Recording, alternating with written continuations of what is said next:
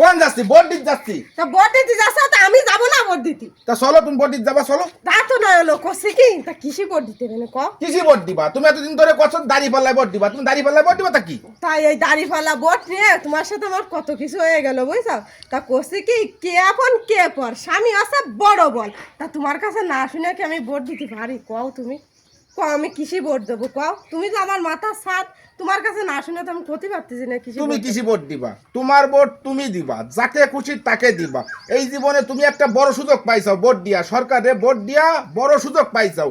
আর vote আসছে কেন তোমার মৌলিক অধিকার। তোমার ভোট তুমি দিবা, যাকে খুশি তাকে দিবা। ওনে আমাকে শুনতে হবে না, আর আমি তোমার বারণও দেবো না। কারণ কি জানো, তুমি একটা বাংলাদেশের নাগরিক। তোমার বড় অধিকার যে এই বছর তুমি একটা এই যে 12 তারিখে আজকে একটা ভোট দিতে যাচ্ছ, তোমার কত আশা আকাঙ্ক্ষা রয়েছে যে আমি একটা ভোট দেবো। তোমার ভোট তুমি দিবা, যাকে খুশি তাকে দিবা। বন্যা, এ নিয়ে আমি তোমাকে কোনো বারণ করব না, আর এ নিয়ে আমি তোমার কোনো কথা শুনতেও চাচ্ছি না। আলহামদুলিল্লাহ আলহামদুলিল্লাহ, তোমার কথা শুনে আমি খুব খুশি হলাম।